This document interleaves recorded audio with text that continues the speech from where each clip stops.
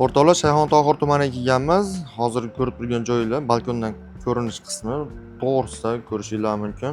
Shayxontohur ichki ishlar bo'limi joylashgan. Ichkariga kiradigan bo'lsak, bu qismimiz juda katta zal, ko'rishingiz mumkin. Kattagina. To'g'ri yuradigan bo'lsak, bu tomonimizda eshikdan kirish qismidan ko'rishingiz mumkin. Kattagina to'rtburchakni o'ng qo'l, chap qo'l yuradigan bo'lsak, razdelniy hojatxonalari mavjud. Ko'rishingiz mumkin. Sanuzellari ham kattagina, hamma joylar kirmoqda, hamma joylar qolgan. Koridor bo'lib yurganimizda bu qismimiz bolalar xonasi sifatida foydalansanglar bo'ladi. Bolalar xonasi qilib qo'yilgan. O'rtoqlar, eslatib o'taman, ushbu kvartiramiz 59 kvadrat, 12 qavatli novostroyka binomizning 10-qavatida joylashgan.